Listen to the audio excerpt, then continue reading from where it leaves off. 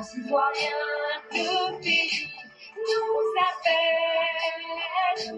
Si nous avons dans la paix, la liberté, la liberté, notre devoir sera d'être un modèle de l'espérance promise à l'humanité, en forgeant unis dans la foi nouvelle, la patrie de la reine fraternité. La patrie de la reine fraternité. La patrie de la reine fraternité.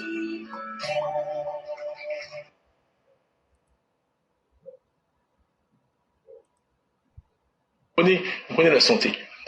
L'espérance de vie en Côte d'Ivoire, on peut, selon la Banque mondiale, 59 ans. Au Sénégal, 68 ans. PIB par tête en Côte d'Ivoire est de 50% supérieur à celui du Sénégal. Comment on peut avoir 9 ans d'espérance de vie de moins que le Sénégal? Ça fait 93 000 morts de plus. Ça fait 250 morts par jour. Chaque Ivoirien se plaint d'aller à Ivocet et d'aller trop au cimetière. 250 morts de plus chaque jour, 365 jours. Le président du PDCI, donc sur les médias, a l'habitude de dire que lui, il est un praticien de l'économie. Il a même donné des images. Il considère qu'il y a certains qui sont des spectateurs ou des commentateurs, et il y en a qui sont des joueurs sur le terrain, qui sont des praticiens. Je pense qu'il y a une confusion des rôles. Il sait commenter les chiffres. Et il se contente donc de commenter les chiffres. Et souvent de façon superficielle, sans aller forcément en profondeur. On a vu le cas avec l'IDH. Aujourd'hui, c'est sur l'espérance de vie. Alors, je voulais faire l'exercice avec vous, parce que les données sur l'espérance de vie en Côte d'Ivoire, qui, en fonction donc des différentes sources officielles, que cela donc émane dans des institutions internationales, des données statistiques au niveau national, montrent que nous avions donc quand le président Ouattara partait donc des affaires en 1993, une espérance de vie qui tournait autour donc de 51,93 ans. Lorsque M. Thiam, ministre du Plan, rentre au gouvernement, l'espérance de vie avait chuté, donc à 98. Selon les statistiques, nous sommes entre 49 et 51%, mais je prends le chiffre le plus élevé, 51,11%, alors que sous le président Ouattara, quand il partait, on était à 51,93%. Un an après, quand M. Thiam quitte le gouvernement avec le PDCI, l'espérance de vie chute. Selon les chiffres, nous sommes pour certaines statistiques, à 49,6% et pour d'autres statistiques, nous sommes à 50,96%. Donc voici la réalité de l'espérance de vie en Côte d'Ivoire, qui a chuté de 93 à 1999 et qui a chuté entre le plus intelligent, premier en mathématiques, qui était ministre du Plan, et donc qui est à la base de tous les prouesses économiques de notre pays. Mais sous donc son règne, l'espérance de vie en Côte d'Ivoire a chuté en un an lorsqu'il est rentré donc au gouvernement. Et puis, l'espérance de vie a commencé à remonter. Lorsque le président Laurent Gbagbo est arrivé, la Côte d'Ivoire, en 10 ans, a gagné 3 ans. Mais sous le président Alassane Ouattara, en 10 ans, nous avons gagné 10 ans en plus. Donc, l'espérance de vie en Côte d'Ivoire a augmenté. C'est-à-dire que lorsque le président Ouattara arrive aux affaires, jusqu'aux dernières statistiques, l'espérance de vie a augmenté donc de 10 ans. En 2021, nous étions à 62 ans. Et selon donc les projections, pour 2025, les projections, puisque les consolidations sont en train de se faire, l'espérance de vie en Côte d'Ivoire devait tourner autour de 64 ou de 66 à 70 ans. Mais on attend d'avoir les données consolidées. Donc, venir dire que l'espérance de vie en Côte d'Ivoire est catastrophique, sans avoir l'honnêteté intellectuelle de dire que soi-même, malgré toutes nos performances, soi-même, malgré toute l'intelligence qu'on a, on a fait reculer l'intelligence de vie parce qu'on était ministre donc du plan. Et que sous le président Alassane Ouattara, l'espérance, entre le moment où il arrive aux affaires et aujourd'hui, la Côte d'Ivoire gagne 10 ans d'espérance de vie. Là où, sous le régime auquel on appartenait en tant que ministre du plan, l'espérance de vie a chuté, pour moi, c'est pas honnête. Deuxième élément, comparaison n'est pas raison. On compare la Côte d'Ivoire au Sénégal. Le Sénégal, c'est plusieurs décennies de stabilité. Parce que tous ces chiffres, je dis, l'analyse des chiffres doivent tenir compte des réalités, du contexte, etc. Tout le monde sait que la Côte d'Ivoire a connu une décennie de crise entre 2000 et 2010. Tout le monde sait que pendant cette décennie de crise, le système sanitaire de la Côte d'Ivoire était complètement détruit. Tout le monde sait que dans une grande partie du pays, il n'y avait plus de centres de santé, etc. Il n'y avait plus d'administration. Tout le monde sait qu'en 2010, nous avons eu une crise sans précédent qui a abouti à une crise sanitaire, sociale, avec plus de 3000 morts. Et qu'il a fallu qu'il y ait quelqu'un comme Alassane Ouattara pour reconstruire tout ça. Non seulement il devait remettre les choses à niveau, mais il devait nous faire évoluer.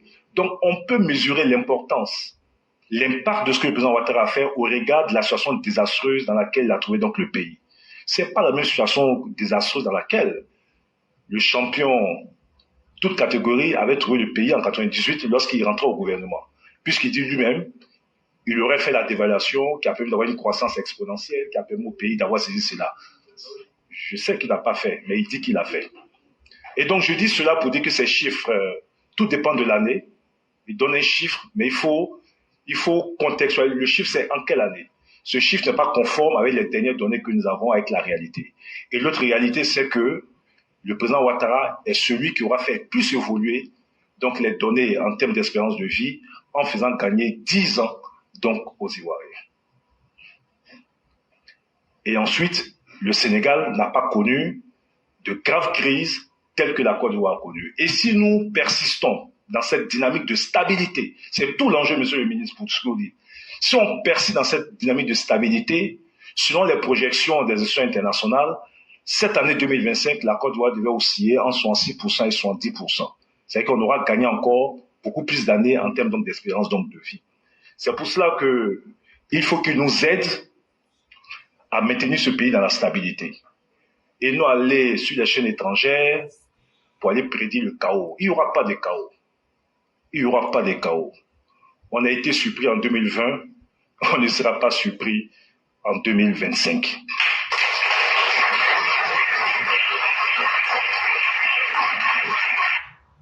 Voilà qui est clair et voilà qui est bien dit. Bonjour à tous les élèves de la classe éclaireur Pro Vérité. Nous sommes en date du 3 avril 2025. Merci de nous faire confiance et merci d'être présents. En plus de ce qu'a dit le ministre Mamadou Touré, il faut expliquer à chaque agent que à travers la comparaison qu'il fait toujours entre la Côte d'Ivoire et le Sénégal, nous autres Ivoiriens, nous apprenons à travers lui-même qu'il connaît bien le Sénégal et il démontre tout son amour pour le Sénégal. Parce que de façon très répétée, chaque jour qu'il a quelque chose à comparer, il compare la Côte d'Ivoire et le Sénégal pour se moquer de la Côte d'Ivoire. Et les Ivoiriens retiennent ça. Et les Ivoiriens comprennent que ce monsieur, Chaka Dian, aime bien le Sénégal parce qu'il connaît bien le Sénégal. Et il ne manque aucune occasion pour utiliser le Sénégal pour se moquer de la Côte d'Ivoire. Et chers Ivoiriens, aujourd'hui, il est en train de vous étaler ce que nous vous avons toujours dit. Et mieux, ce que nous ressentons, c'est que Chaka Dian, nous le soupçonnons, avec la grave crise économique au Sénégal aujourd'hui, est-ce que Chaka Dian n'est pas un élément du Sénégal, un agent double sénégalais, qui veut venir aujourd'hui prendre l'argent de la Côte d'Ivoire pour aller réaliser le Sénégal? Voilà aussi une question qu'il faut se poser. Et rien n'est à exclure. Mais mieux, sur la question de l'espérance de vie, il faut expliquer à chaque agent que tout ce que le ministre a dit, le ministre a parlé aux gens intelligents, aux gens sensés. C'est ça qui est important. Et comment est-ce que quelqu'un qui veut diriger un pays, quel intérêt tu as à aller sur les médias internationaux pour saboter ce pays-là? Et puis demain, le sabotage que tu as fait là, quand on va prendre ça contre toi-même, tu es en train de te fragiliser toi-même. Et donc on comprend que chaque agent n'aime pas les Ivoiriens. Et quand je vous disais, et que nous vous disions ici, que chaque agent déteste les Ivoiriens à fond, voilà aujourd'hui toutes les preuves qui sont en face de vous. Tu ne peux pas dire que tu aimes quelque chose et saboter cette même chose-là. Ça veut dire que chaque agent utilise la Côte d'Ivoire juste comme un moyen pour atteindre ses objectifs. Et aujourd'hui, il ne manque d'aucune occasion pour se moquer de la Côte d'Ivoire en utilisant le pays qu'il aime et qu'il connaît bien, le Sénégal. Mais pour lui expliquer de façon très simple, l'espérance de vie, on mesure ça toujours par rapport à la réalité. Et la première réalité que j'aimerais signaler à chaque agent, c'est que la Côte d'Ivoire, c'est un pays qui connaît plus d'immigration que le Sénégal. La Côte d'Ivoire est un pays à fort taux d'immigration. La Côte d'Ivoire accueille combien de Sénégalais? La Côte d'Ivoire accueille combien de Burkinabés? La Côte d'Ivoire accueille combien de Maliens? Or, tout le monde sait que partout dans le monde, c'est une réalité. Les migrants ou les immigrants, en fonction des boulots qu'ils font, ce sont les boulots les plus durs et les mal payés. Et en général, ça c'est une réalité partout dans le monde. Ces personnes-là, vu qu'elles n'ont pas un revenu assez élevé, elles ne peuvent pas se soigner correctement. Et donc, ces migrants-là causent aussi une chute même du niveau, comment j'allais appeler, du niveau de la vie. Parce que n'ayant pas de grands moyens pour se soigner, leur espérance de vie est réduite. Et ça, partout, dans tous les pays du monde, c'est comme ça. Parce que c'est de la main-d'œuvre facile. Maintenant, calculons le nombre de Sénégalais, de Burkinabés, de Maliens, de migrants qui sont en Côte d'Ivoire. C'est presque, sans me tromper, c'est presque la moitié de la population. Et donc là, si on essaye de faire le ratio, le rapport, si on essaye de faire la table de 3 là, on découvre que ce chiffre-là n'est même pas dans la réalité. C'est aussi ça. On ne peut jamais commenter un chiffre et on ne peut jamais parler de quelque chose si on ne tient pas compte du réel, de la réalité. Malheureusement, celui qu'on aurait voulu proclamer comme étant un homme intelligent nous montre qu'il est limité dans tous les sens et qu'il est même un promoteur de la bêtise sociale. Et c'est très triste. Ce que j'appelle ici bêtise sociale, c'est quelque chose que nous étudions en philosophie. C'est-à-dire que ce sont des gens qui font la promotion de tout ce qui diminue l'homme, de tout ce qui peut mettre en retard notre société. Et peut-être qu'un jour, si j'ai le temps, je vais bien développer pour simplifier, pour que les gens comprennent très bien. Malheureusement, les promoteurs de la bêtise sociale ne vont jamais dans le sens où on peut faire grandir l'esprit humain. Ils essaient toujours de dévaloriser tout ce qu'ils trouvent pour essayer de tirer leur profit de la situation. Et chaque agent ne s'est pas montré meilleur qu'un promoteur de la bêtise sociale. Et c'est tellement triste pour lui que cela invalide même toutes les théories qui voudraient faire de lui un intellectuel hors pair. Et ça, je crois que le monde entier est témoin et peut le constater. Mesdames et messieurs, aujourd'hui c'est la voix du militant. Nous avons exactement 1 heure du temps pour pouvoir aujourd'hui nous déployer. Nous sommes à la 21e minute. On va laisser rapidement l'opportunité à ceux et celles qui voudraient s'exprimer de se signaler. Nous avons déjà Mère Geneva qui s'est signalée. Et en plus d'elle, s'il y a d'autres personnes qui souhaitent prendre la parole, signalez-vous le plus tôt possible afin que l'on puisse vous ajouter. Et on va donc attendre que nous soyons à la 22e minute. Si elle est la seule, ça va accélérer notre processus. Elle sera la seule, elle va s'exprimer et on fermera.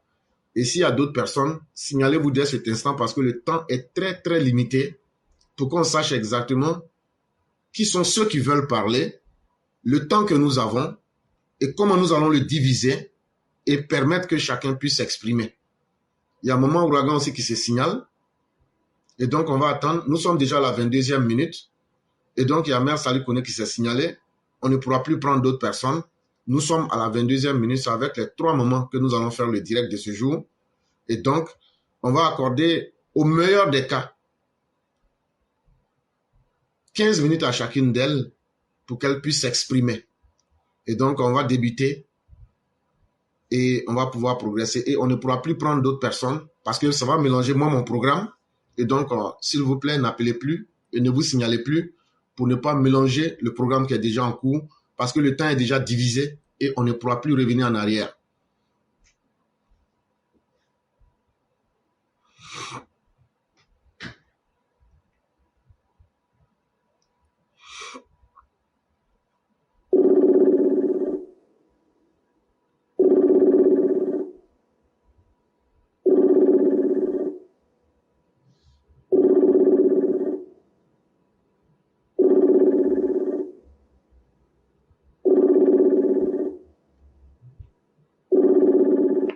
S'il vous plaît, quand vous vous signalez, faites l'effort d'être là, parce que si on vous appelle, que ça sonne, si vous n'êtes plus là, on ne pourra plus vous reprendre. Et si disponibilité il n'y a pas, n'appelez pas forcément, parce que ça mélange encore à nouveau le programme. Et donc, on va réessayer encore avec Maître Djineba une dernière fois. Alors? Oui. Bonjour, cher mère, comment allez-vous? Bonjour, éclaireur, je vais bien et vous? Je vais très bien, donc on va vous laisser votre temps. Vous avez maintenant 14 minutes, puisque vous avez D'accord. déjà une minute. Ok, merci beaucoup, éclaireur, de me donner la parole. Bonjour, bonsoir à tout le monde, j'espère que vous allez tous bien. Voilà, donc je commence par dire au président, son excellence Alassane Dramane Ouattara, que pas fini, nous les Ivoiriens, on ne saura pas se contenir en fait avec tous ces bienfaits qu'il nous procure. Il nous procure en réalisant toutes ces augmentations. Maintenant, le prix du café est arrivé à 2300 francs, mais c'est incroyable. Non, 2200. 200, excusez-moi. 2200 francs CFA. C'est incroyable. Pendant que d'autres, ceux-mêmes qui crient matin, midi et soir pour dire qu'il y a la faim en Côte d'Ivoire, que les cultivateurs, ils ont du mal à se nourrir, eux, leur temps là, c'était payé à combien? C'était payé à 300 francs, non? Mais c'est incroyable. Franchement, le président Ouattara. Vous avez aussi augmenté aussi la narquette. Mais à la lui où on va, on ne sait plus comment faire. À cause de vous, cher président, son excellence Alassane Dramane Ouattara, nos chaos ne veulent plus de nous maintenant. Ils veulent aller prendre maintenant les cultivatrices du café cacao. Tout près n'est pas loin. Tout près n'est pas loin. Tout près n'est pas loin. Il disait qu'il voulait les femmes touareg.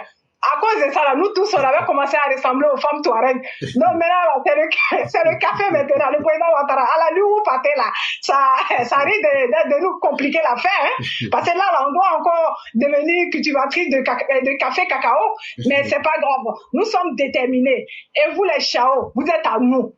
Vous et nous, là, c'est à la vie. Quel que soit le changement que vous allez faire là, vous allez venir tomber dans notre main. Dieu merci. Vous-même, vous êtes dévoilé hier. On a bien pris notre temps. On va pas vous lâcher. On va s'apprêter pour être ce qu'il faut pour vous. Vous-même, vous connaissez l'affaire là.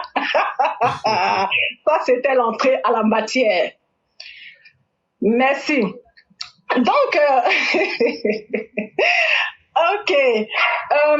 J'ai un cri de cœur. Aujourd'hui, je viens de voir une vidéo d'une pauvre fille dénommée Maëva, qui a été victime, elle et sa famille, victime d'explosion de gaz. Donc, cette vidéo-là m'a tellement attristée. Et voyant que il y a eu tellement de cas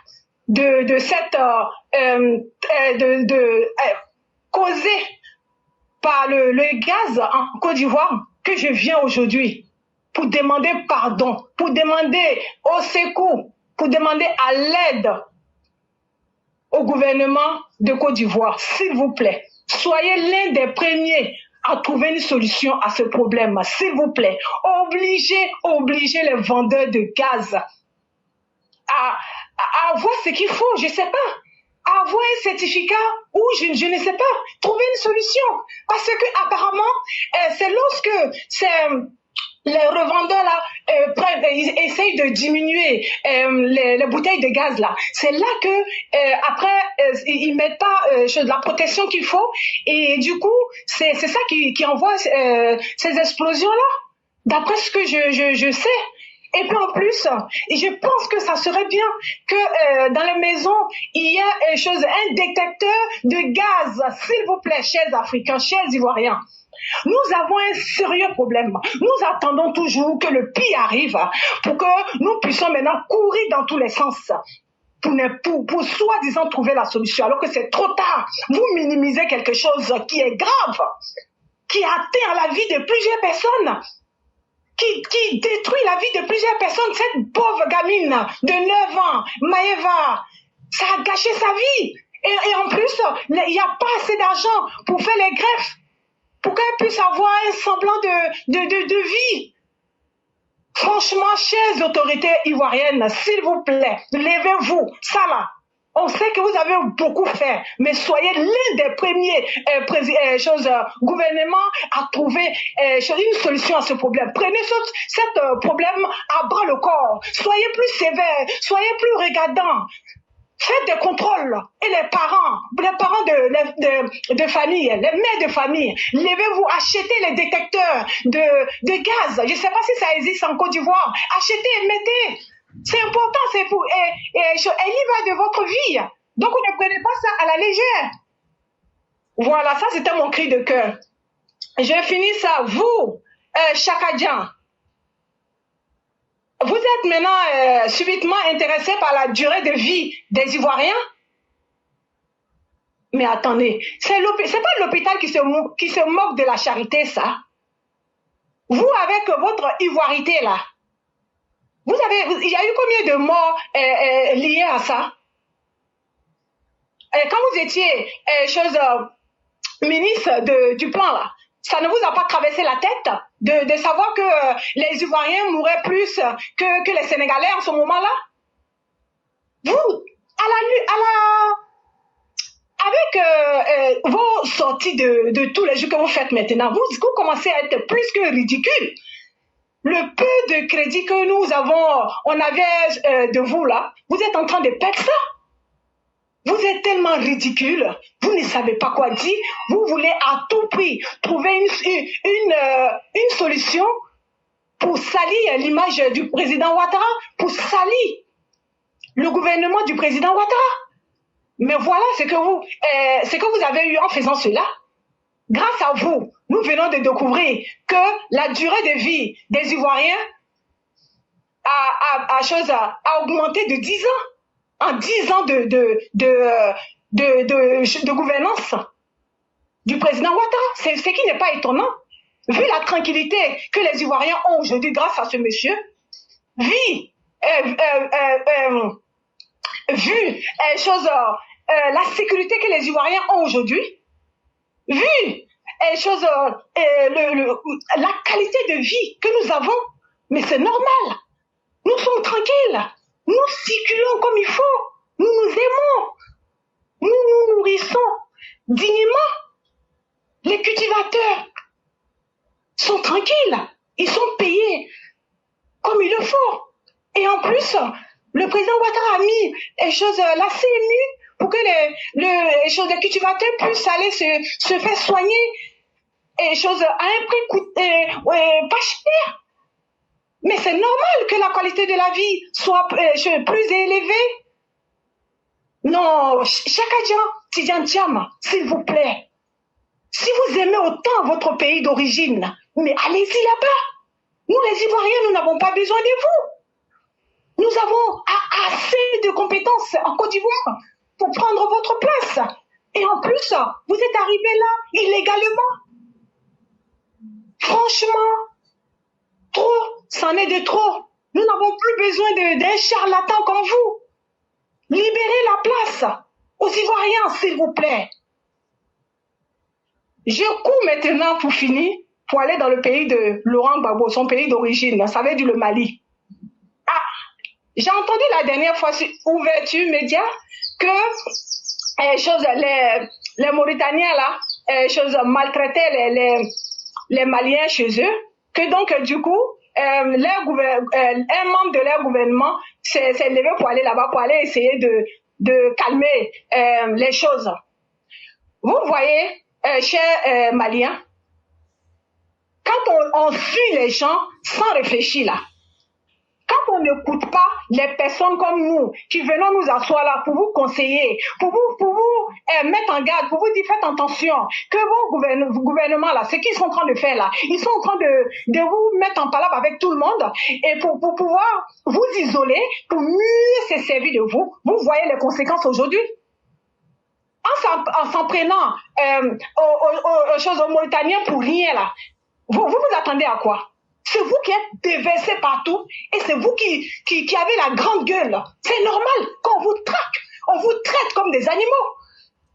Ça, vous ne pouvez que vous apprendre à vos dirigeants qui ne savent rien faire, qui ne savent que faire la grande gueule, sortir pour mentir et puis profiter des biens de chez vous. Comme on dit, ça ce n'est que le début. Comme on dit, quand quand on creuse le vent là, on récolte la tempête. Et quand on sème le vent, on récolte la tempête.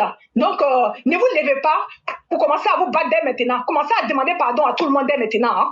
Et puis vous êtes intéressés. Le fait que les soi-disant opposants de Côte d'Ivoire ont menti pour dire que le président Ouattara est mort là. Là, vous êtes beaucoup intéressés à ça. Cela n'arrivera pas. Ce que vous avez fait là, ça ne fera qu'augmenter la durée de vie du président Ouattara, si vous ne savez pas. Donc, ne faites pas semblant pour dire que comme quoi, vous vous préoccupez pas de ça, et puis vous demandez même, il est parti faire quoi même choses en France là-bas. Il peut aller en France comme il veut, c'est un être humain. Il peut aller voir si sa santé est meilleure. Ce qui est normal, et votre monnaie qui traîne choses en Belgique, là, lui, il est parti faire quoi là-bas? Lui qui a du mal même à descendre d'une voiture, Laurent Gbagbo, là, il est parti faire quoi là-bas? Il n'a pas dit que lui, il est panafricain. Pourquoi il ne reste pas en Côte d'Ivoire?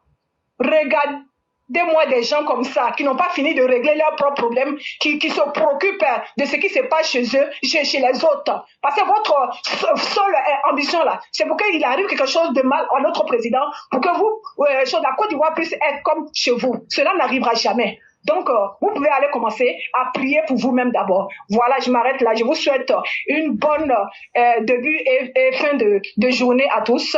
Et puis, bonne fin de journée aussi à d'autres et à demain. Merci beaucoup, je m'arrête là. Au revoir. Même si tu dis tout ça là, faut chercher un champ de cacao, c'est mieux. Il n'y a pas de souci, on va chercher. Vous pensez que vous pouvez nous échapper quoi? Vous êtes à nous? Ok. Et donc, cher, merci beaucoup. Merci infiniment de tout ce que vous avez dit. Je mets quiconque au défi. Et je le dis et je le répète. Combien de fois nous sommes la seule plateforme depuis des années? Nous avons parlé des dangers du gaz. On a fait plus de 30 émissions ici, sur 5 ans. Mais les Ivoiriens n'ont pas changé leur comportement. Mais il y a une chose qui va changer nos comportements. Quand le malheur va rentrer dans chacune de nos familles, là, ce que vous avez évoqué, ça me brise tellement le cœur que je n'ai même pas envie d'y penser. Parce que voir quelqu'un d'innocent assumer les conséquences de notre irresponsabilité sociale, ça fait très mal. Mais tout est dans nos mains. Si nous voulons être des victimes perpétuelles et permanentes, en tout cas, c'est à nous que ça va arriver. Avant d'attendre les hommes politiques, avant d'attendre ceux qui ne seront jamais touchés, qu'est-ce que nous-mêmes nous faisons aussi? Lorsqu'il s'agit des Chakadjans, comme je le disais, il y a une grande différence entre l'ignorance et la stupidité. Et Chakadjan Tidiam Thiam est un homme stupide. Et vous allez m'excuser du mot, mais c'est la réalité. Mais c'est quoi quelqu'un qui est stupide? Et c'est quoi quelqu'un qui est ignorant? Un ignorant là, lui c'est quelqu'un, il ne connaît pas. Il ne connaît pas. Mais dans la majeure partie des cas, un ignorant a encore la volonté de vouloir apprendre pour quitter dans son obscurité. Mais un homme stupide, c'est quelqu'un qui est paresseux intellectuellement, et c'est pourquoi j'ai utilisé le mot stupide. Est-ce que Chaka Dian, quand vous écoutez ses propos lapidaires, quand vous l'écoutez très bien, il a tout d'un homme, sauf d'un homme intelligent, mais d'un homme stupide, pas d'un ignorant. Parce qu'on nous dit qu'il allait dans les meilleures écoles. Il a appris les grandes théories. Mais qu'est-ce qu'il en est ressorti avec? On découvre qu'il est ressorti vide. Et pourquoi il est ressorti vide? Ça nous amène donc aux causes même de la stupidité. Et c'est ce qui fait que Chaka Dian est stupide. Parce que pour être allé dans les grandes écoles du monde, l'individu n'est pas capable de regarder la réalité, de se dire, l'école que je suis allé faire chez les Blancs là, ça doit me permettre de prendre conscience, de me corriger moi-même. L'individu stupide ne cherche jamais à se corriger. L'individu stupide n'a pas la capacité de changer sa vision. Or, l'ignorant peut faire cela si on lui montre la voie. L'ignorance peut provenir d'un manque de connaissances, alors que la stupidité, comme pour Chaka Dian là, c'est un état profond qui est enraciné à l'intérieur de lui-même. Parce que il est dans une incapacité à accepter les nouvelles réalités qu'il voit en Côte d'Ivoire. Alors qu'eux ont été incapables de faire ce qu'ils sont en train de critiquer aujourd'hui là. L'individu stupide, non seulement il refuse d'accéder à la connaissance qui est là, il refuse, il rejette la réalité, il se donne la possibilité de ne pas apprendre ou de ne pas faire évoluer ses perspectives. Et c'est ce que Chaka Dian démontre toujours à la face du monde. Et c'est là que vous découvrez donc qu'un individu stupide comme Tidiane Thiam, dans son cas, ce n'est pas seulement une incapacité à s'adapter à la réalité, mais c'est surtout aussi ce que ça démontre. C'est une absence pour lui qui est allé à l'école. Il souffre de la paresse intellectuelle. Il ne peut pas mener des pensées critiques. Pourquoi aujourd'hui l'espérance de vie a baissé en Côte d'Ivoire? Il n'explique pas les raisons. Et ça, c'est vraiment... C'est de la médiocrité qui est volontairement entretenue. Et c'est ça la marque de la stupidité. Et la stupidité est plus dangereuse que l'ignorance. Parce que l'ignorant, lui encore, on peut l'excuser. Lui ne sait pas. Il a un niveau de compréhension limité. Mais l'homme stupide, lui-même, souvent même, il transforme même ses mauvais comportements. Il les transforme même en valeur sociale. Et on a vu ça plusieurs fois dans l'histoire. Comment des gens intelligents se sont laissés berner par des stupides et ont mordu à la maison pour être des partisans du nazisme.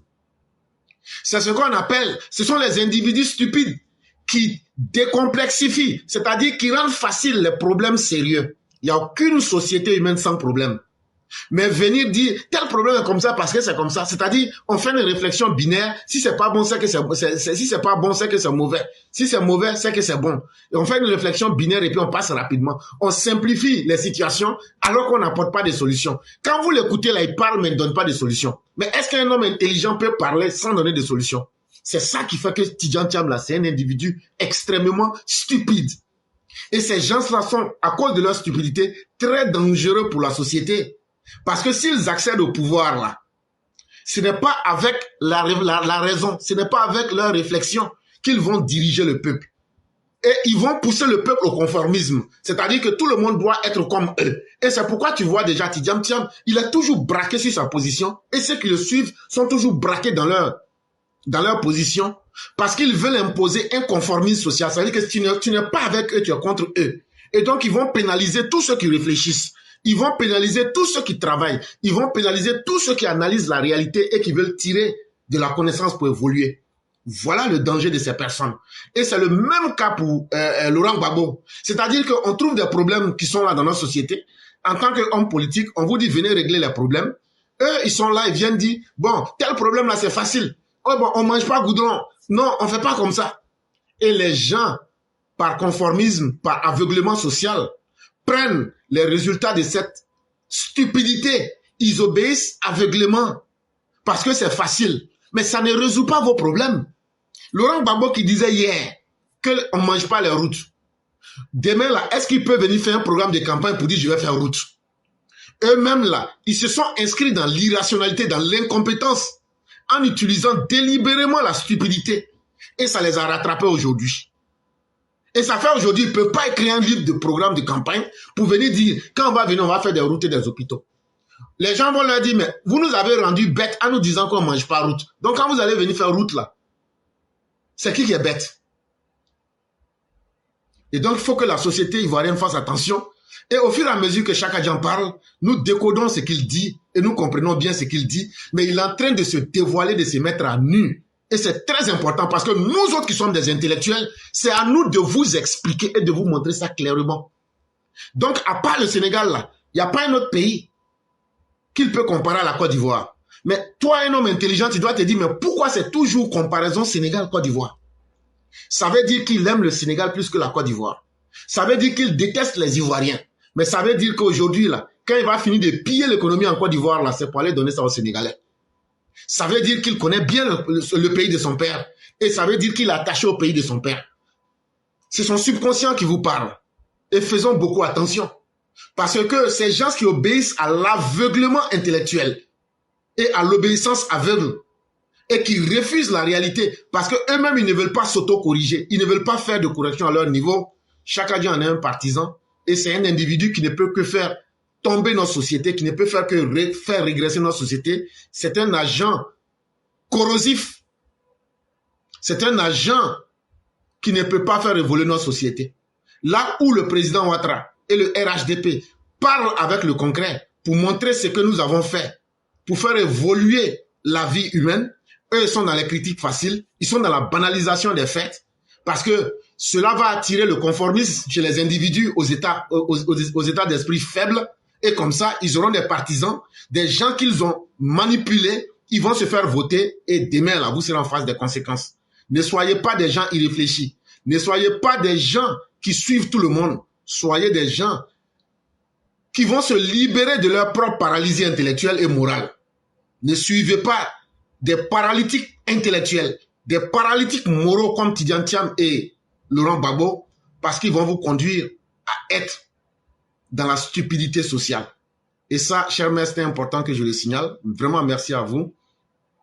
On va vous souhaiter une excellente soirée avec toute la grâce divine. Et merci beaucoup.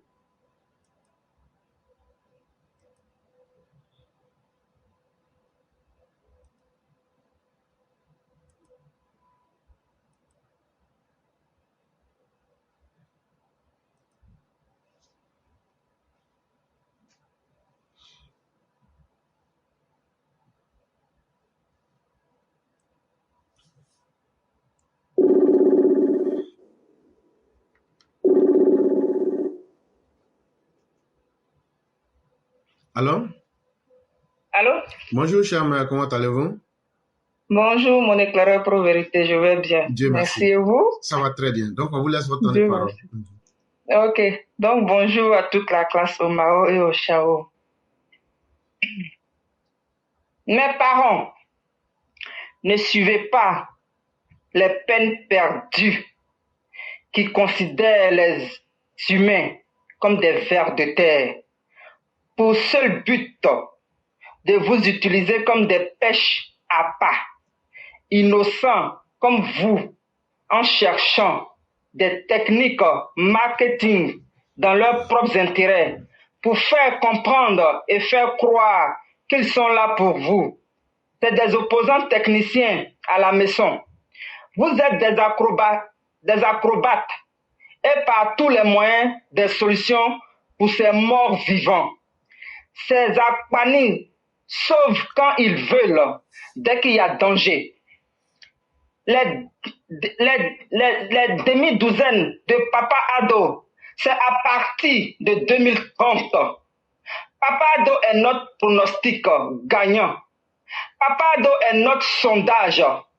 Allez Oust, parents de Côte d'Ivoire, évitez les hommes bœufs, évitez les hommes crabes, évitez les hommes serpents, et pas des moindres, hein, les mambas noirs. Imaginez tout ça dans le même sac de déchets toxiques, des opposants mal en point, mal affamés, assoiffés de sang humain, qui ont toujours faim malgré leur apparence trompeuse. Les sauterelles, Ado Premier, le premier ministre en 1990, venu sauver l'économie de la Côte d'Ivoire face aux ignares de Daoukro et ses 40 voleurs dont a fait partie Augustin Thiam, n'a pas eu besoin de jouer les guignols sur les pistes de meeting et dans les concerts pour se faire connaître. C'est lui,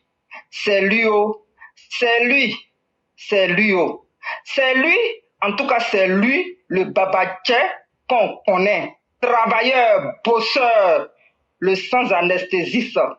Pour les opposants termites, Papa Ado, le terminus. Terminus du tram ou bien du métro si vous voulez, de 2026. Papa Ado, c'est toi on connaît, c'est toi on veut, c'est toi on sait. Tu parles pas beaucoup, mais quand tu fais, on sent, on touche. Oui, du factuel, c'est toi Papa Ado. Donc, les vuvuzelas, les microbes sénégalais qui se font passer pour des Ivoiriens, parce que j'ai toujours dit, Ousmane Sonko, Diomaye Faye, c'est sur les réseaux sociaux qu'ils sont devenus présidents de la République au Sénégal. Par an, matin, midi et soir, je vous répète ça. Donc, votre tchakadjan de Tidjan Thiam là, microbe là, Marguya là, malo marmailleur là, syndrome du mensonge là, je dis, c'est là-bas il prend les informations, c'est là-bas on lui donne des conseils, faut faire ci, faut faire ça, faut persister, il faut faire sortir les députés microbes du PDCI là, ils vont venir faire du bruit, parce que c'est là de toute façon là, c'est des gros chômeurs chroniques, parce que ceux-là ils font pas leur boulot. Il ne faut pas le boulot à leur temps là. Il n'y avait pas ça. Autant de PDC d'Oufouan Pagny là, on n'a jamais vu de député à la justice. Autant de Bédier là, on n'a jamais vu de député à la justice. Autant de Bagbo même là, on n'en parle pas. Et aujourd'hui, ces microbes du PDCI là, les vrais microbes là, c'est eux. Parce que eux là, leurs parents ne les ont jamais reconnus. C'est pourquoi ils sont toujours encouragés à faire sortir les enfants des gens pour qu'ils deviennent microbes. Les vrais microbes, là, c'est eux qui font sortir les microbes. Il n'y a pas autre nom. Des bandits, des voleurs, des Ghanéens. Mes parents, de d'autres part, là, excusez-moi, mais j'ai quand même vous citer. Parce que l'école ivoirienne, là, c'était les Béninois, les Togolais, les Burkinabés, les Maliens, ceux qui enseignaient en Côte d'Ivoire. Aujourd'hui, des microbes encore, et que je dis ceux-là, c'est des vrais microbes. Eux aussi, ils disent qu'ils sont devenus enseignants. Alors qu'autant de Gbagbo, là, j'ai dit c'était des maîtres de maison. Il n'y avait pas bon diplôme. C'est ceux qui ont recruté dans la fonction publique, maman Anouloto. C'est eux qui se lèvent aujourd'hui, qui disent que oui, non, nous là, c'est comme ça. J'ai dit, prime qu'ils demandent là, c'est pour les Nyaïs. Maman Anouloto, tu sais que ça veut dire Nyaïs, non? C'est pour les go. Et les femmes là, elles veulent faire du chichi. Quand elles arrivent en classe, les vernis, les talons hauts, ça aller pour aller faire le farotage. Parce que ceux qui disent qu'ils grèvent aujourd'hui, là, ils vont gréver demain ou après-demain là. C'est des faroteurs. C'est des boucantiers. C'est des gens là, ils n'ont jamais étudié plus d'un diplôme. Et puis aujourd'hui là, ils sont en train de faire du bruit, du désordre en Côte d'Ivoire. Vous les avez laissés faire. Mais on vous dit aujourd'hui que c'est pas grave. De toutes les façons, les réseaux sociaux, la technologie est là. La technologie là, ça a évolué notre cerveau. Ça nous a rendu même encore plus intelligents que toi. Raison pour laquelle là, tes bruits que tu es en train de faire là, ton CNT 2 bis que tu cherches là, nous on chié dessus. Tu comprends? Tes parents qui te disent qui t'encouragent dans ça là. En tout cas, ils n'ont qu'à bien t'encourager parce que quand on vous dit toujours que les sournois là, les dangereux là, les dangers là, les vieux de Ségou du PDCI là, c'est ceux-là qui sont en train de faire ça aujourd'hui. C'est-à-dire que c'est ceux-là qui ont toujours tué les Ivoiriens en Côte d'Ivoire. La CNT1 là, ils ne sont pas amusés. Vous comprenez? C'est eux les vrais tueurs. Des assassins, c'est eux qui sont là dans la République. Ils n'ont jamais fait de bonnes lois en Côte d'Ivoire. Et c'est dans les lois de la médiocrité que les gens s'affichent pour dire ouais, qu'eux, ils sont des gens Qu'ils sont quelqu'un, ils sont sur les TikTok. Maman, l'autre, il te dit, hein, il y a tous les fonctionnaires que tu vois là, qui ne foutent rien là, que le vieux père d'Amba a surpris la dernière fois, un qui n'est pas venu au bureau là. Ceux-là, ils sont sur tous les TikTok là. Il y a des imaginez vers minuit, 1h, 2h, 3h du matin quand nous on dort. Ils sont sur les réseaux sociaux en train d'enflammer, en train de faire tout ce qui est danger. Tout ce qui est mauvais, la désinformation, l'intoxication, c'est ceux-là qui le font sur les réseaux sociaux. Ils sont là, ils savent qu'ils vont travailler le lendemain. Mais imaginez, à cette heure-là, ils sont sur les réseaux sociaux en train de dire n'importe quoi. Et c'est des gens qui sont dans l'administration, qui font du sabotage là-bas, qui font des bêtises. Et puis demain matin, quand ils arrivent au bureau, vous croyez qu'ils respectent les heures de bureau là? Papa, ils ne respectent pas. Hein. Maman, l'auto, ils ne respectent pas les horaires. Hein. Ils viennent à l'heure qu'ils veulent. Hein. Parce qu'il n'y a pas de badge, il n'y a pas de pointage. Donc cela, il faut c'est des faussaires. C'est pas toujours, je vais insister que c'est des falsificateurs, des usurpateurs, des manipulateurs, des faussaires, des désinformateurs. Ceux-là, c'est eux qui sont là. Ils sont sur les réseaux sociaux en train de foutre la merde. Donc imaginez comment il ne va pas avoir du sabotage dans le social, dans la santé. Comment il ne va pas avoir ça? Mais c'est ceux-là qui se promènent sur les réseaux sociaux en train de dire n'importe quoi. C'est normal qu'ils ne fassent pas leur boulot. Et qu'aujourd'hui, le PDCI, Papa Ado a ressuscité. Papa Ado a ressuscité le PDCI. C'est ceux-là qui vont se lever aujourd'hui pour venir dire non, on va faire un bilan comme si. Mais PDCI, vous qui étiez morts là, c'est Ado qui vous a réveillé. C'est Ado qui vous a, qui vous a ressuscité. Et vous êtes bref aujourd'hui. Toi, Yohou Dia là, ton oufo là, où c'est quitté là. En fait, c'est pour pouvoir passer dans les mains des PDCI là que tu n'as pas été donné au fouet. Mais j'ai dit, si c'est l'affaire d'adoption, nous tous on est dedans. Mais on n'a pas utilisé notre fouet pour avoir ce qu'on a. Donc vous là aujourd'hui là, vous avez une bouche pour parler. Autant de Baba Silla là. Vous étiez où pour bavarder dans Côte d'Ivoire là? Vous étiez où? Parce qu'on dit le monsieur ne parle pas, il ne dit rien. Donc votre libertinage de n'importe quoi, de la saleté là, vous allez propager ça dans Côte d'Ivoire là. Quand je vous dis que les gars là, ceux qui sont devenus les PDCI là, c'est ce qu'on est en train de voir. Parce qu'on insulte une fois là, jamais ces PDCI là sortent pour répondre. Ils n'ont jamais répondu à Gbagbo. Je vous dis que les PDCI là, c'est FPI, c'est PPACI. Donc ne cherchez pas loin, mon éclaireur. Sinon, Sali ne va pas parler aujourd'hui. Oui, c'est comme ça. Mais comme je suis gentil, la Sali doit parler, donc je vais m'arrêter là. En tout cas, vraiment merci beaucoup, cher maire. Et vous avez dit des choses extrêmement utiles. Mais comme nous le disons, cette plateforme, c'est pour éduquer les gens. Il faut que les gens réécoutent ce que nous disons et puis réfléchissent à fond. Ce que vous avez dit là, je vais prendre quelques idées là-dedans. Vous avez parlé des députés grévistes. Et c'est là que les intellectuels interviennent. C'est-à-dire, ce qui se passe dans notre société, là, on regarde et puis on explique ça aux gens. Est-ce que c'est pas ici, nous, on a dit aux gens de ne pas sortir? Que les politiciens, eux-mêmes, maintenant, ils vont sortir pour aller revendiquer leur cause. Mais quand ces politiciens-là sortent aujourd'hui, ça veut dire que nous sommes en train d'aller vers ce que nous avons souhaité.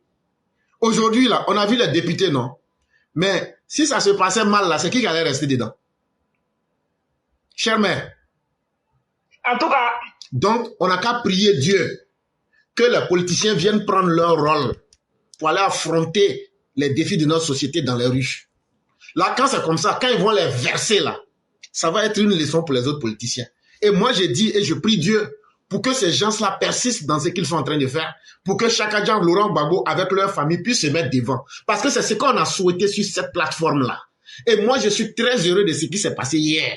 Ça veut dire que les conseils qu'on leur donne là, ils sont en train de comprendre. Ils vont plus mettre les enfants des gens dans les rues. À travers les députés, les Laurent Gbagbo, les Chaka Diagne là, eux-mêmes vont se mettre dans la rue. Maintenant là, ce qui va se passer là, se passera. Et ça déjà, c'est une bénédiction qu'il faut saluer. Lorsqu'on est dans une société, vous avez parlé, ce n'est pas parce que tout le monde est dans la politique que tout le monde est égaux. Et je m'explique. Vous voyez, non? Une souris qui est chauve là, n'est pas une chauve-souris. C'est pas parce que une souris avec calvitie, elle est devenue chauve là, elle ne sera jamais une chauve-souris. Elle va toujours rester souris. Vous voyez, non? Alassane Ouattara là, lui n'est pas une souris politique. Lui là, il est venu au pouvoir de la manière il a posé des actes là. Ces actes sont accrochés dans les mémoires des Ivoiriens comme de la manière Agbani a accroché. depuis 1990. Mais vous qui êtes des souris chauves là, vous ne serez jamais des gens qui vont être gravés dans la mémoire des Ivoiriens. Et c'est simplement triste de voir que ces gens-là qui n'apportent rien et qui ne vont rien apporter sont en train de perdre du temps aux Ivoiriens. Mais les Ivoiriens sauront vous apporter la réplique qu'il faut en temps opportun. Et tous les misérables que vous manipulez, des enseignants pour faire des grèves, alors que ce sont des gens que vous avez manipulés, et ça, je le redis encore, venez nous expliquer la raison de ces gens. Et ce sont ces gens-là qui sont en train de faire la grève aujourd'hui. Joint à la Fondation Félix Houphouët-Boigny de Yamoussoukro, un réseau des instituteurs constitué de 6000 membres a solennellement apporté son soutien au président Laurent Gbagbo pour 2025. Dénommé le réseau des instituteurs bénévoles pour Laurent Gbagbo, il est dirigé par Domarcel. Pour leur sortie officielle, ces instituteurs ont choisi le premier vice-président exécutif, Stéphane Kipré, comme le parrain, et le président exécutif, Sébastien Dano-Diédié, le président de la cérémonie. Pour l'occasion, ceux-ci étaient accompagnés de plusieurs membres de la direction du parti. À l'unisson, les instituteurs du réseau ont chanté et dansé pour la candidature du président Laurent Gbagbo en 2025. Selon leur premier responsable, Domarcel, les instituteurs ont déjà intégré le parti et entendent tisser la toile du réseau sur toute l'étendue du territoire. La plupart de ces formateurs se souviennent encore des bienfaits du président Laurent Gbagbo.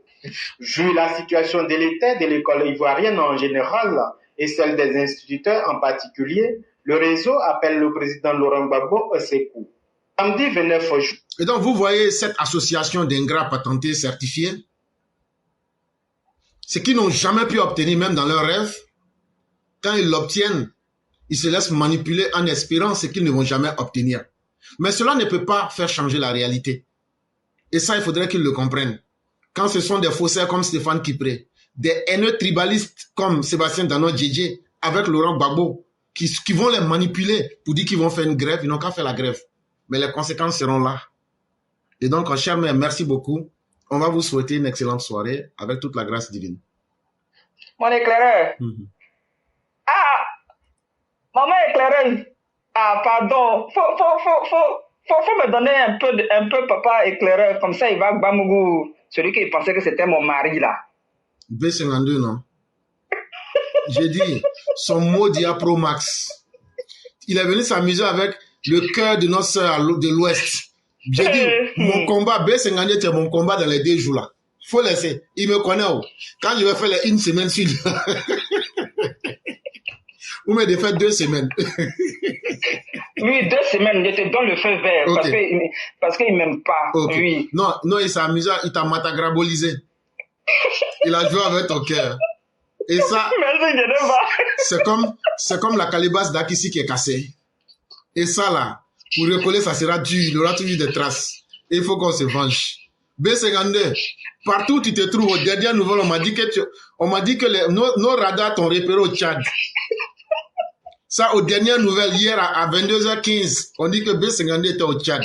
Donc toi, avec tous tes partisans qui sont cachés dans l'ombre, vos mots Dia Pro Max, et Mère Sali Kone va venir, on va pointer notre canon sur toi.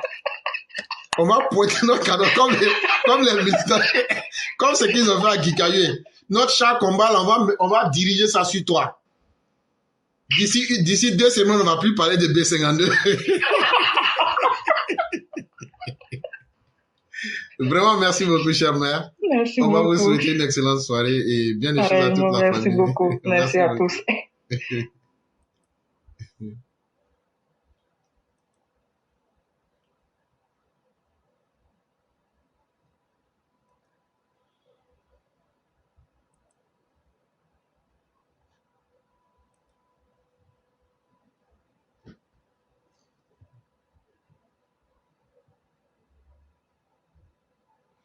Mais maman, regarde, c'est bien fait pour toi. Nous, on t'avait prévenu.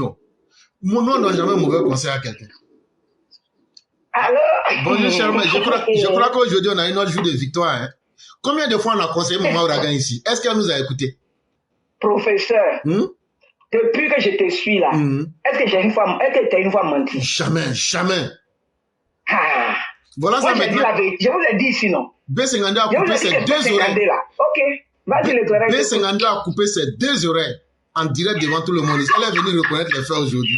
Alors, maintenant, là, elle est devenue chauve-souris. Maintenant, je cherche renfort. On te renforce ici, on dit là. J'ai dit, hey, ma sœur, je t'aime bien. Mais Odjeneka que tu veux suivre là, Odjeneka là, voilà ça si maintenant. c'était ce fort, j'allais dire oui, il est bon. Mais Odjeneka là, il a dit, tu m'as pas écouté. Mais ça là, maintenant, si on fouille bien là, c'est National va trouver qu'il y a gâté à faire. Ah, t'as vu ça non? Ah, il a dit, oh, Odjeneka supporte toujours Odjeneka. Tu l'as le dit avec les gens, il faut bien te conduire. Mais tu as vu, elle a supporté et tout, voilà, maman, Ouragan. Tu vois, il fallait te donner un coup de main là-bas. Ça, il a dit, Odjeneka là, il fallait partir à Korogo. Korogo là, on est bien là. Mais si elle partait, avant d'aller à l'ouest là, si elle passait à Divo ou même à Lakota, tout ça là, on pouvait l'aider là-bas. Mais elle n'a pas compris. Maintenant qu'on a coupé ses deux oreilles là, elle cherche aide maintenant. C'est parce qu'il sait qu'il a gâté, il fuit. Tu vois, non, il nous fuit. Il sait que c'est une fois la matin là-bas, il est en train, il voit se la louper. Il fait cacher, regarder. Il fait cacher, regarder. Tu sais, je vais te dire un secret. Quand elle est venue là, elle demande pardon, qu'on n'a qu'à l'aider. C'est là que je lui ai promis qu'on va l'aider. Mais en même temps, elle ne sait pas qu'elle-même, là, on va la bien mal aussi pour ajouter dessus. Elle ne sait pas ça d'abord. Donc, il ne faut pas dire à quelqu'un. Ce qui lui est arrivé là, il ne faut pas dire ça à quelqu'un, mais c'est très bien. Je dis pas à quelqu'un, c'est très bien. Et puis ça là même là encore là. B52 l'a loupé même. B52 l'a loupé. Depuis des mois, il ne paye pas sa pension alimentaire, mais elle est d'enfer là. Je te dis, il faut quitter derrière celui-là. Celui-là, c'est un mercenaire. Il a participé à la guerre de Tinzouaten. Après ça encore, hier, vers les 22h, on dit qu'il était au Tchad. Il y a certains même qui le soupçonnent, on dirait que c'est lui-même qui a tiré sur le papa de lui qui est là actuellement. Là. Lui qui était là, c'est lui qui a fait tout ça là. Ça là, est-ce que quelqu'un doit suivre une telle personne? Elle ne voulait pas comprendre. Maintenant qu'ils ont coupé ses deux oreilles, ils ont mis ça dans sa main, elle vient s'arrêter devant moi. Il faut maintenant m'aider, il faut faire ça là. Ah. Maintenant le voilà, il est en train de se cacher partout on dirait Sorogio. Il est devenu maintenant Richard King. Il est devenu fugitif maintenant. Il se cache maintenant. Ça il fait cacher, regarder. Ça sera un conseil pour elle. La prochaine fois, quand on va lui parler, là, quand on va aller coller oreille artificielle, là, quand on va lui parler. Comment on a gagné Yako? Ne t'en fais pas, il y a le chercher le Kalachnikov, il y a le toucher. Non, B52 lui, il vaut rien. Lance-pierre peut faire son travail. Un bon coup de lance-pierre, là, c'est fini. Bonjour, professeur, comment tu vas? Le jour que B52 va venir nous attraper ici, là. Ce jour-là, moi, je vais filer directement.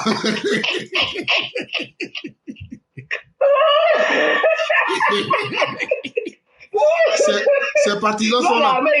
Nous, l'armée ivoirienne, on ne recule pas. Non, on ne recule pas. On ne recule pas. Bonjour, professeur, comment tu vas, ainsi que la famille? Je vais très bien, cher Maï, vous-même?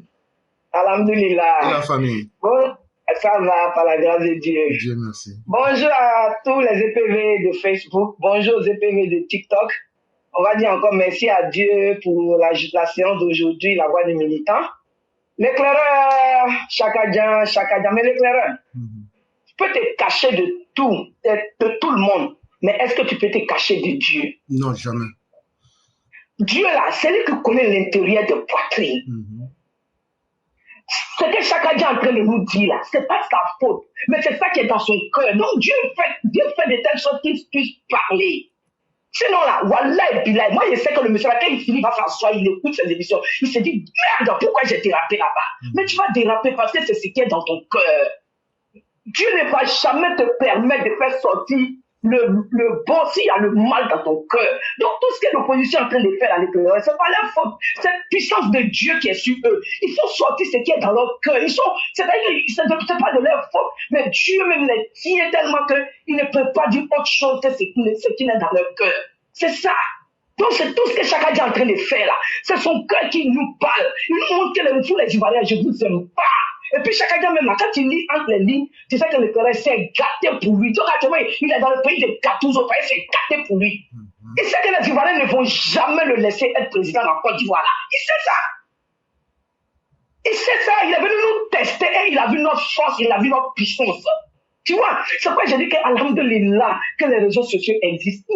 Tout ça n'existait pas là. Mais à la télé, on allait nous mentir seulement tous les jours. Mais Dieu a fait que, les voilà aujourd'hui, les réseaux sociaux sont là. Quand tu fouilles, tu cherches quelque chose, on te met à la une, dia. Donc actuellement, là, on peut, lui-même il est mélangé. Mais comme il est déjà lancé là, maintenant là, il est rentré dans le pays des gâteaux. Son pays s'est gâté même pour lui aller là. Donc tout ce qu'il va faire, c'est nous insulter. Parce que moi je trouve que tout ce qu'il dit là, c'est nous insulter, nous les Ivoiriens. Il nous compare toujours au pays qu'il aime. Tu aimes le pays, mais tu es venu chercher quoi chez nous? Aïe. Est-ce que nous les Ivoiriens, on a fait requête, on a fait chercher Tidiane Tcham pour venir en Côte d'Ivoire? Aïe. Mais tu nous aimes pas, tu cherches quoi chez nous? Ou tu aimes là, faut partir là-bas. Aïe. La terre là, c'est pour tout le monde, tu vas où qui t'arrange. Dieu me m'a dit, il dit peupler la terre. Voilà, la Côte d'Ivoire là, tu nous aimes pas, mais tu cherches quoi nous?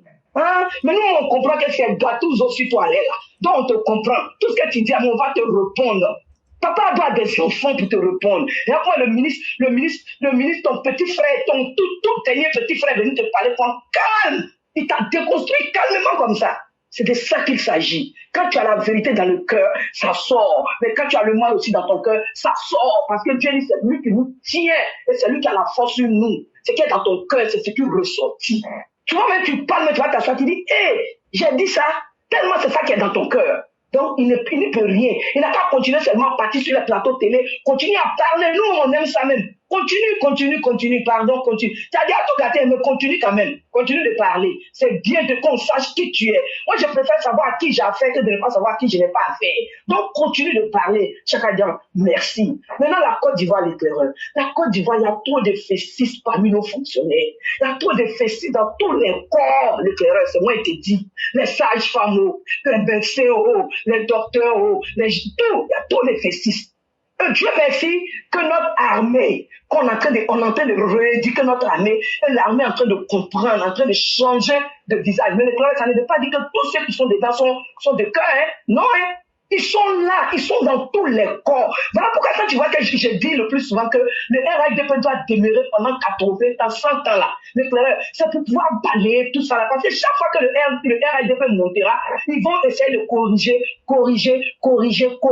jusqu'à ce qu'on en finisse avec ces fonctionnaires festifs là un jour. L'éclaireur, c'est moi qui te dis, ils sont là, ces gros fonctionnaires là, ce sont eux qui causent des problèmes. Moi, mais j'imagine, l'éclaireur, quand ma mère était malade, elle avait affaire à un boca qui la traitait. Je sais ce que ma mère me disait tous les jours quand ce monsieur-là doit faire les soins de ma mère. Elle me disait que chaque fois, Sali, je ne veux pas le monsieur là. Mais j'ai dit, maman, je suis pas là-bas. Mon petit frère aussi à qui je parlais, il ne faisait pas d'action. Je dis, le monsieur là maltraitait ma mère. Jusqu'à ce que la femme là ait perdu l'âme. Mais ce monsieur-là, je ne sais pas où il est, mais je sais qu'il n'aura jamais la paix sur cette terre. L'éclaireur, il traite surtout ma mère, Ouattara, l'éclaireur. Il traitait ma mère avec haine, l'éclaireur. Tous les corps sont infiltrés de ces mauvaises personnes. L'éclaireur, j'ai maudit ce monsieur. Le jour que j'ai perdu ma mère. Je l'ai maudit et je sais qu'il est maudit. Ce monsieur-là, je ne sais même plus s'il vit ou pas, mais je l'ai maudit le jour que j'ai perdu ma mère. Ma mère me disait toujours, monsieur Boga me traite mal, ma fille. Il me traite mal quand il vient faire mes soins. Elle me disait ça tous les jours. Vous voyez, ils sont méchants. Et j'imagine ceux qui enseignent nos enfants du Nord, là, qui sont enseignés par ces gens d'enseignants à l'école. Imagine la terreur de la preuve que ces enfants vont avoir à l'école. Et quand tu vois que ton enfant au CP2, il n'arrive pas à assimiler là, il faut chercher à savoir qui l'enseigne. Ne jouez plus avec, allez-y vers la justice. C'est pourquoi je dis qu'il faut que notre justice soit forte et applicable à tous, éclaireurs. C'est la justice seulement qui peut, l'application des lois et de la justice sur tout individu là, qui va amener les gens à être bien, l'éclaireur. Sinon, la Côte d'Ivoire comment on appelle, est animée d'un cancer. Un cancer qui va nous prendre du temps pour disparaître. Donc voilà pourquoi je dis toujours, il faut que le RHDP demeure au pouvoir. Et petit à petit, là, ces gens-là vont s'assagir ou ils vont disparaître de la terre. Franchement, parce qu'avec des fonctionnaires festifs, des fonctionnaires méchants, des fonctionnaires politiciens, l'éclaireur, ça sera difficile pour que la mentalité ivoirienne change. Mais il faut le RHDP au pouvoir. Voilà le pourquoi je dis toujours, on doit prier pour ce pouvoir. On doit prier pour Papa Ado. Papa Ado ne sera pas éternel. Mais le RHDP doit rester là jusqu'à ce que ces mentalités-là changent. Ces bandes de bandits professeurs, ces bandes de bandits enseignants, ces bandes de bandits docteurs, ces bandes de bandits sages-femmes. J'imagine comment les gens souffrent dans les corps avec ces gens-là. Il faut vraiment un travail de fond. Voilà pourquoi nous demandons la justice. Quelqu'un te parle, une sage-femme te fait mal là, tu vas, tu te plais contre elle. Tu l'enregistres et puis tu l'emmènes devant la loi. C'est comme ça, l'éclairage, on commence à faire ça tout de suite là. Vous allez voir que les gens seront éduqués et être pas éclaireurs. Quand il parle de ma mère, Jean le Mousson, je vais m'arrêter là. Que Dieu protège la Côte d'Ivoire. Que Dieu protège Papa Do, tous ceux qui l'entourent. Et que Dieu protège nos forces de l'ordre. Et qu'il continue de les couvrir avec sa baraka et sa force pour que toujours il puisse nous donner la paix et la sécurité. Merci l'éclaireur, je m'arrête. Que Dieu te bénisse. Merci. Merci beaucoup, chère mère. Et lorsque vous parlez, nous ressentions la rage dans votre cœur pour ce qui est arrivé à la maman. Mais toujours est-il que nous ne pouvons prier parce que nul n'échappera à la mort. Que Dieu puisse lui accorder son paradis et sa clémence. Amen. Mais ce qui est le plus important, nous sommes encore parmi les vivants. Et il y a quelque chose qui se passe en Côte d'Ivoire. On a même attrapé un instituteur. Ça, c'était, je crois, il y a 2 ou 3 ans. Ces photos de Gbagbo, lui, il avait dans sa classe. Et il expliquait aux élèves que c'est Gbagbo qui est le président de la Côte d'Ivoire. Ça, il y a 2 ou 3 ans. Donc, un tel individu-là, qu'est-ce que tu veux attendre de lui? Et c'est ceux-là qui sont les mots, les véritables MAUX de notre société. Et c'est aux parents de détecter les signes. Et on a aussi, quand le président a lancé l'accouchement gratuit, là, on a vu des médecins, non seulement ils volaient les médecins, les kits pour vendre, mais ils sabotaient le programme, surtout quand il s'agissait des femmes enceintes du nord de la Côte d'Ivoire et autres. Ce sont des choses qu'il faut avoir le courage de dire parce que ça s'est fait. Et ça continue de se faire. Regardons aujourd'hui la HACA. Un institut de l'État qui fait le combat des Tidiam Tiam. Vous savez, et la justice, c'est la même chose. Ils sont incrustés dans le système judiciaire et c'est eux qui sabotent tous les processus. Parce que eux, leur Laurent Gbagbo n'est pas au pouvoir, donc il faudrait que le monde aille mal. On peut être aussi méchant que cela. Mais quand nous venons mettre ça devant les gens, c'est pour conscientiser les gens. Tout ce qui se passe là, aujourd'hui là, vous avez vu, Lago Rosalie a posé plainte. Vous avez vu Simone a posé plainte. Vous voyez, tout le monde pose plainte en Côte d'Ivoire, sauf les gens du RHDP. Alors que c'est vous qui êtes au pouvoir. Si vous-même là, vous ne prouvez pas que votre justice est efficace et peut aussi répondre à vos besoins, mais les autres arrivent à l'utiliser, c'est qui vous allez accuser? Et donc, chère mère, la responsabilité revient aux militants et aux Ivoiriens d'utiliser les instruments du droit que nous avons pour essayer de revendiquer les droits, mais surtout aussi nous venger des malfaiteurs qui sont dans notre société. Maintenant, il y a Maman Lou Hudson qui dit « Éclaireur Pro-Vérité et Sali vont avoir honte bientôt. Il suffit juste d'un petit message de B52 pour que Maman Ouragan vous réunisse. Il n'y a pas de problème. Moi, je mets Maman Ouragan en confrontation vis-à-vis de l'évangile de Saint Marc, chapitre 14, versets 66 à 72. Elle est venue, et là-bas, là, Jésus a dit à un de ses compagnons qui s'appelle Pierre, que avant que le coq chante 2 fois, 3 fois là, que le coq chante, pardon, 2 fois là, que Pierre va le régner 3 fois. Est-ce que c'est nous, on a obligé Maman Ouragan à venir régner son ancien Roméo? C'est parce qu'elle sait dans quoi elle est. Ses chaussures là, actuellement là. Donc là, elle, son B52 là, on va pas les louper. Si elle veut, n'a qu'à régner. Mais ça là, on va utiliser ça pour la décourager. Et puis elle va rentrer dans notre camp. Maintenant, chère mère, affaire de champ de cacao là, vous êtes à quel niveau maintenant? Champ de cacao, moi, il est cacao est mieux à l'air là. C'est cacao qui a la mode à l'air. Donc ça veut dire que tout le monde est dans le même syndicat alors. Ah, c'est cacao qui est mieux à l'air. Champ de cacao est mieux de. Oui, c'est ça qui est mieux à l'air. Champ de cacao est mieux de. Et puis il faut dire aux femmes bourreaux là, comme Maman Lou Hudson là, si elle ne transforme pas les champs de vivre en champ de cacao là, notre mariage ne va pas lieu. Ça, il faut que je lui dise ça en face. Ah, parce que. En tout cas, là, c'est cacao qui a la mode, cacao. Toutes les femmes bourreaux là, transformez vos champs de vivrier en champ de cacao. Hein. Sinon, nous, on va pas aller au pays bourreau. Hein. Ça, là, c'est ça qui est mieux. Les Touaregs n'ont pas l'homme là. On n'a pas envie de boire lait pour mourir. C'est cacao actuellement là. Demi-kilo seulement, tu as 1 million en main. Ah, ça là, qui va refuser ça? Attends, les planteurs aussi nous font malin comme ça. Ils sont fait malin. Attends, la malin, c'est là trop. Non, les planteurs, c'est eux qui sont à la mode. Vraiment, merci. Elle n'a qu'à venir parler gros français. Français, là, ça ne nourrit pas l'homme. Et puis, il faut lui dire, il n'y a rien dans l'école. Il n'y a rien dans l'école. Venir parler gros français, là. Il n'y a rien dedans. Ah, c'est ça. Oh. C'est comment les Dula disent. Comment les Dula disent, il n'y a rien à l'école là. Comment les Dula disent ça? Faut être école là. Ah, faut être école là. Djilema, faut être école là. Nous là, même au désert, là, on va chercher. Déjà, c'est pourquoi Ibrahim Kaka faisait champ de cacao. C'est maintenant je comprends. Déjà, Alassane Ouattara va payer. Viens, on va aller demander à Tonton Adjumani là. Les plantaires là. On va lui demander la liste là-bas là. Geneva, il ne t'es pas parti là-bas. Il y a cacao là-bas. Moi, il y a l'argent. En tout cas, toutes les femmes qui sont planteurs de cacao là, mettez mon nom en tête de liste.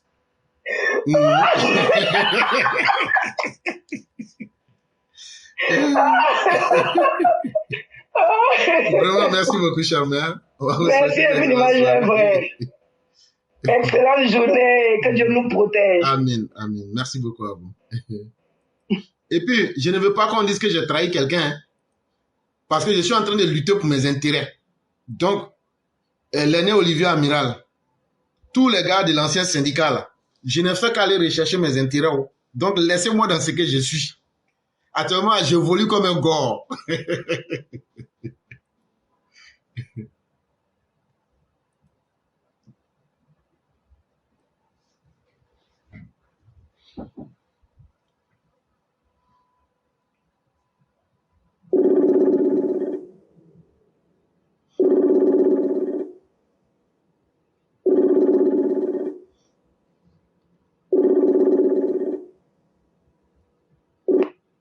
Allô?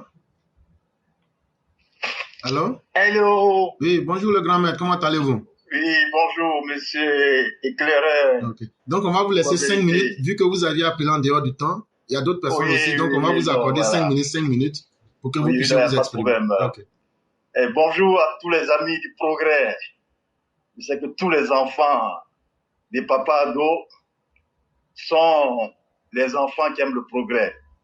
Mais alors, moi, je suis dans la même lancée que celles qui sont passées tout à l'heure, là, mes chères sœurs qui sont passées tout à l'heure, là, en ce qui concerne Monsieur Thiam. Mais franchement, de jour en jour, lui-même, il se met les cailloux, il se met un caillou dans les chaussettes. Parce que quand on dit qu'on est bon mathématicien, normalement, on doit savoir faire les calculs. Tantôt, c'est lui, il a construit, décoré la mosquée du plateau. Ça, c'est un mensonge. On sait que la mosquée du plateau a été, les travaux ont redémarré sur le mandat du président, le premier mandat du président, son excellence Alassane Ouattara. Et il a parlé aussi de la dévaluation. Il a fait faire la dévaluation, alors qu'on sait que ce sont les pays de l'UEMOA qui ont intervenu en ce qui concerne la dévaluation. Et c'est après qu'il est arrivé au Bénin. Et après, il était super ministre. Mais il a parlé aussi à un moment de l'indice de IDH, indice de développement humain. Quand on construit des hôpitaux à Tia-Salé, quand on construit des centres de santé à Méagui, quand on construit des centres de santé à Azopé, on ne fait même pas 50 km aujourd'hui en Côte d'Ivoire sans avoir un centre de santé. Quelles sont les personnes qui se soignent là-bas aujourd'hui? Mais c'est des humains. Les routes aujourd'hui, là, lui-même dans ses interviews, avant même qu'il accède à la présidence du PDCI, il disait un pays qui veut se développer doit avoir des routes. Mais aujourd'hui, le président Ouattara, il a fait combien de kilomètres de routes? Plus de 3000. Mais ce sont les personnes qui passent sur les routes là. Tout ça, ça fait partie de l'IDH, indice de développement humain. Donc, il est sorti sur ça. Après, il va comparer la Côte d'Ivoire au Sénégal. Mais là, on va se poser des questions. Ça veut dire qu'il connaît mieux le Sénégal que la Côte d'Ivoire. Les gens même sont en train de dire que tu n'es pas ivoirien parce que tu t'appelles Thiam. Mais toi, tu veux comparer la Côte d'Ivoire au Sénégal, en commençant d'abord par les enseignants. Les enseignants du Sénégal sont mieux payés que la Côte d'Ivoire. Mais ça, c'est un mensonge encore. En ce qui concerne les salaires des enseignants, les salaires ont été revalorisés par le président Alassane Ouattara. Et il y a eu le décrochage des salaires depuis combien d'années? Et après ça encore, il revient encore sur, il vient encore. Ah, monsieur Gbagbo, même, il a été super ministre du plan. Mais Gbagbo a pris le pouvoir d'une manière calamiteuse d'après lui-même, mais ça a progressé même quand Gbagbo est venu de 3%. Et sur le mandat du président Alassane Ouattara, plus 10 encore %. Donc ça veut dire que quand on est un bon mathématicien, on doit savoir calculer où c'est la mauvaise foi, mais tous les jours, il se dit, il se dédie. C'est-à-dire, quand on veut gouverner un État comme la Côte d'Ivoire, qui est un pays sérieux, on doit prévoir. Si tu ne prévois pas, tu sais que tu ne pourras pas gouverner. Parce qu'il veut anticiper. Il veut anticiper ce qu'il va faire. S'il veut anticiper, mais la Côte d'Ivoire n'est pas une entreprise qu'on veut gérer. Tu as vu? Donc, moi, je dis que M. Thiam, il s'est mis les cailloux dans les chaussettes. Maintenant, ce qui concerne l'opposition, Thiam aussi fait partie de l'opposition. Ce qui concerne le PPAC, je veux dire, le PPAC aujourd'hui est dans une logique de... Le PPAC ne veut pas aller aux élections. Le PPACI est dans une logique de créer un soulèvement populaire, créer une insurrection populaire militaire. De la même manière que Laurent Gbagbo est arrivé au pouvoir en 2000, parce que moi je le dis toujours, et toujours je vais le dire, Laurent Gbagbo n'a pas été élu. Laurent Gbagbo est venu au pouvoir par une insurrection populaire. Il y avait la population, il y avait l'armée, et il y avait aussi les socialistes français. À l'époque, Jospin avait mis la pression sur Gueye de dégager le plancher dans les 48 heures. C'est ce qui a fait que Gueye est parti du pouvoir. Il y avait la population, il y avait les socialistes français, la gauche française, et il y avait l'armée aussi.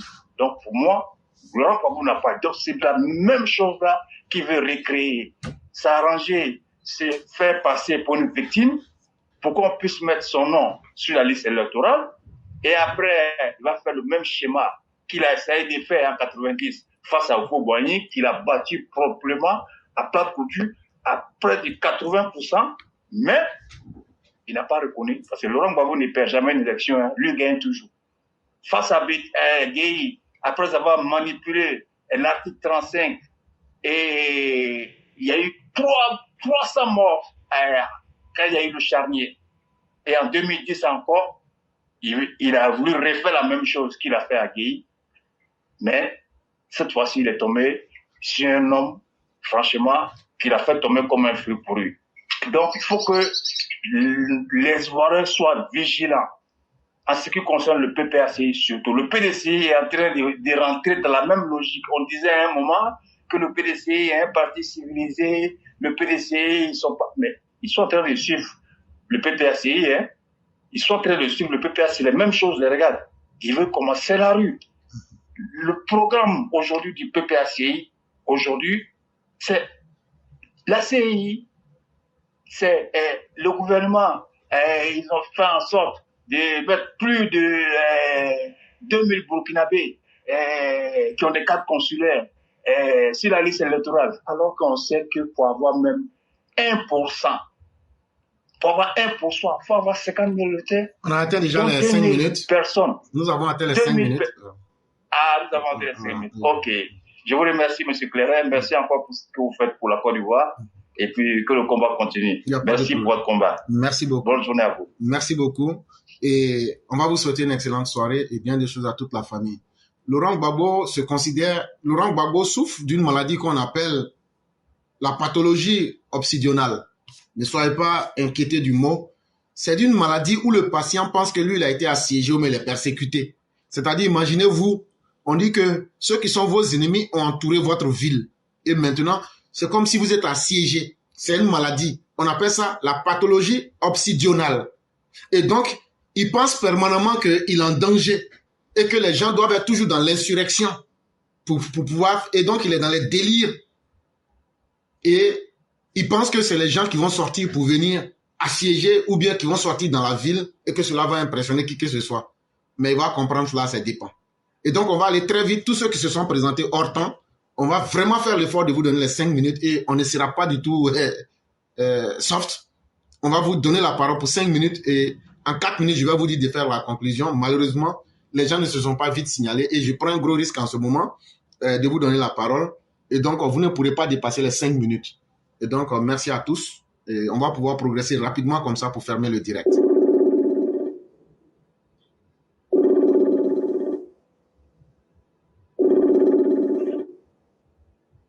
Allô? Allô? Oui, bonjour le concurrent. Oui, bonjour frère Clara. Comment allez-vous? Oui, je vais très bien. Ok, donc on va vous laisser 5 minutes pour pouvoir... ok. Je vous remercie de me donner la parole. Aujourd'hui, je vais interpeller sur la fermeté du gouvernement, des institutions de la République et aussi du parti au pouvoir en face.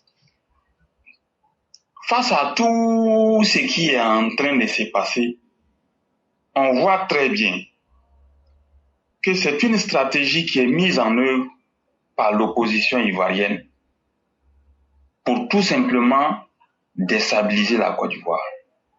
Et aujourd'hui, il est plus que impératif de se réveiller et vraiment de ne pas se retrouver dans une situation de surprise. Parce que ce que nous voyons là, nous avons l'impression qu'il y a un laisser-aller et ça nous pose un problème. Permettez-moi de faire écouter le vieillard dépourvu de sagesse appelé Blaise Chrysostome. Le PDCI voulait attirer l'attention sur deux éléments. Le premier élément, c'est cette affaire d'enrôler des gens qui sont mineurs au moment de l'enrôlement, mais qui deviennent majeurs en janvier, février, mars. Oui, non? Mon grand frère Yogui, quand on était en train de chercher les gens à enrôler là, on ne s'occupait pas des mineurs. On cherchait, parce que c'est les adultes là qui n'ont pas de cette naissance. D'où vient-il qu'on avait besoin d'aller chercher des mineurs pour faire ceci? Et la CNI dit, non, on s'est entendu avec les partis politiques. Depuis quand? Les partis politiques disent qu'il faut ouvrir une querelle en 2025 parce qu'il y a des adultes, des majeurs qui venaient sur la liste sur les papiers.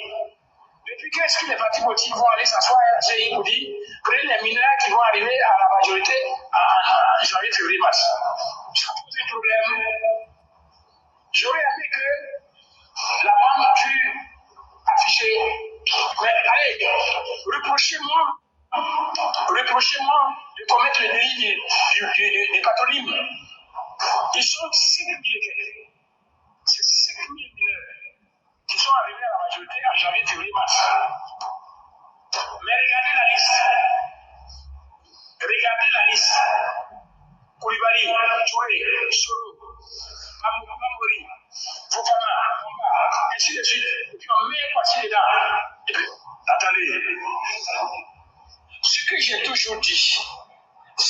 Voilà, vous aurez tout compris. La stigmatisation de l'homme du Nord de la part du PDCI-RDA, des ivoiritaires du PDCI, rien n'a changé d'un iota. Blaise Chrysostome, il a très mal. Pourquoi? Parce qu'il y a des Koulibaly, Soro, Touré, Fofana, Bamba qui, à l'heure où nous parlons, sont inscrits régulièrement sur la liste électorale parce qu'ils sont ivoiriens et qu'ils ont déjà 18 ans à cette date même où nous parlons. Où se trouve le problème?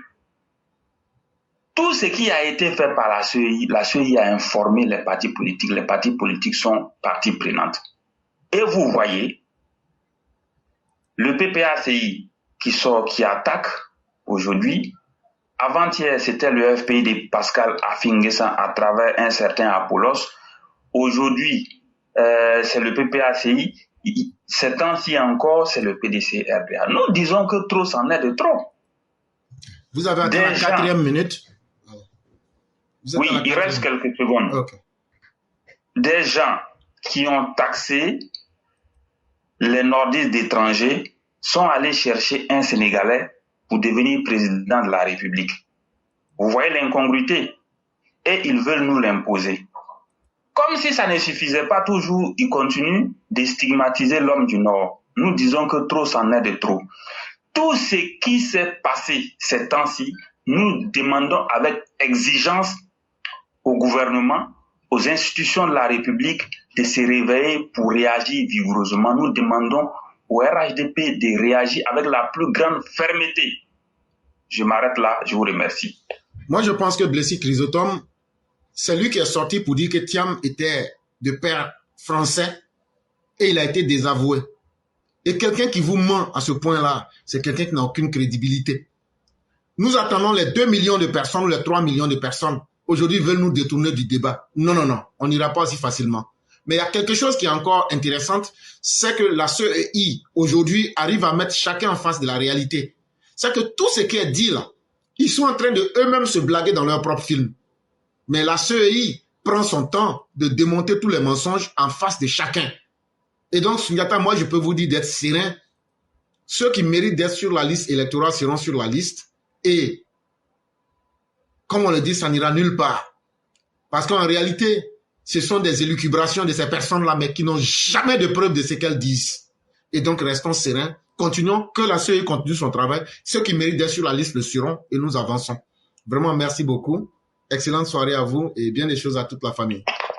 Merci beaucoup. Je vous en prie. Excellente soirée. Merci beaucoup.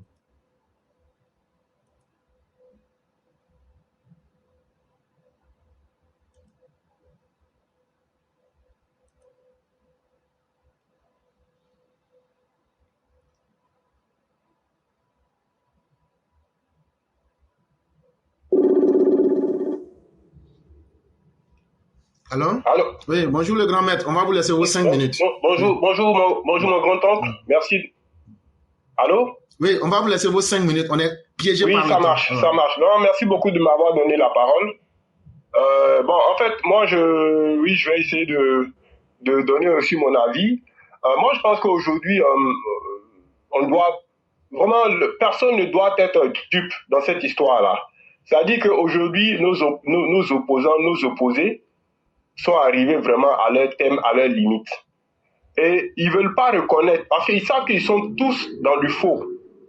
Ceux qui sont dans le PPACI, eux, ils ne peuvent rien démontrer, parce que le président Ouattara, ce qui fait aussi son crédit, c'est qu'il a mis la barre très haute.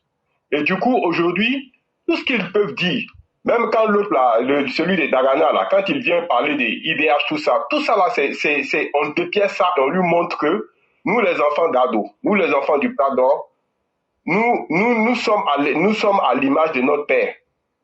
Et du coup, tout ce qu'il dit là, aujourd'hui, on a une réponse à cela, de façon cohérente, de façon rationnelle. Donc, on cherche aujourd'hui à noyer le poisson dans l'eau. Chacun cherche à noyer le poisson dans l'eau. Quand il sort sur une chaîne internationale, je crois que c'est France 24, et que le journaliste lui dit qu'il faut que l'élection soit inclusive. Mais le journaliste lui demande, mais il y a des personnes qui tombent sous le coup de la loi. Il dit oui, mais c'est pour ça que lui demande que le président fasse une amnistie pour que les élections soient inclusives, parce qu'il y a eu trop de violence. Donc vraiment, même c'est pour ça que lui-même Thiam, il a laissé tomber la sanction de Madame Yapo. Donc vraiment, il faut que ça soit inclusif. Moi, c'est simplement pour dire aux gens de faire très attention. Ces gens-là, Thiam là, c'est un manipulateur. Et comme mon grand-oncle a dit, le stupide là, c'est quelqu'un qui ment beaucoup. C'est quelqu'un stupide, il ment beaucoup. Quand on est stupide, souvent on ment et on cherche toujours à se donner raison dans son mensonge. Donc, du coup, qu'est-ce qu'il veut faire? Il veut nous faire croire par là que si le président vraiment veut l'unité, veut la paix, il faut que même ceux-mêmes qui tombent sous le coup de la loi, le président puisse violer cette loi pour que lui et tous les assassins criminels qui se cachent derrière la politique, tout cela se présente. Mais ça ne passera pas. Et ça, c'est une forfaiture. Et rien que pour ça, même ce monsieur-là même doit être sanctionné et disqualifié selon les règles en vigueur et selon la loi du pays. C'est très important. Et nous, moi, je demande vraiment à ceux qui sont les juristes, comment il s'appelle, le truc de justice, là, j'oublie le nom, la Cour suprême. d'être vraiment de dire que la loi, de dire que le droit. C'est très important parce qu'il faut que tout ça la finisse. Il faut que tout ça la finisse. Il y a des gens, quand ils se présentent dans l'élection, eux, ils perdent jamais. S'ils ont perdu là, c'est que eux, on a volé leur victoire. Ils ne font que ça. C'est-à-dire des gens qui sont malhonnêtes dans l'âme et qui s'en foutent de quoi que ce soit et tout ce qui les intéresse, c'est d'être président. Il faut que Thiam, le jour, par miracle, quand il va être président comment il s'appelle, au Sénégal, là, s'il veut, il va amnistier tout le monde, il n'a qu'à amnistier tout le monde. Macky Sall, il y avait l'autre là, l'autre Sall qui était comment il s'appelle, le maire de Dakar, j'oublie son nom, c'était quoi, c'était un Sall aussi. Macky Sall l'a enfermé, ce dernier-là. Et il n'a pas été aux élections. Donc, moi, je pense que si on est un pays de droit, on est un pays qui veut grandir et qui veut que les gens respectent son honorabilité, c'est la loi. Et si Thiam, quiconque tombe sous le coup de la loi, même le président, s'il tombe sous le coup de la loi, il sera sanctionné par la loi. C'est tout. Il n'y a pas plus compliqué que ça. Donc, restons sereins. Et nous, cette fébrilité de notre justice ivoirienne, là, elle sera mise à l'épreuve de la loi. Merci beaucoup, mon grand-oncle, de m'avoir donné la parole. C'est ce que j'aimerais rajouter. Merci beaucoup, le grand maître. Merci infiniment pour ces idées que vous avez mis en ajout. Et il faudrait que la justice soit ferme et cohérente. C'est ce que nous avons toujours demandé. Et espérons que pour une fois, nos juges mis en face de la réalité ne vont pas fléchir et ne vont pas tergiverser. Parce que la société ivoirienne a besoin et a soif de justice. Vraiment, merci beaucoup. On va vous souhaiter une excellente soirée et bien des choses à toute la famille. Merci beaucoup, mon grand-oncle. Merci beaucoup.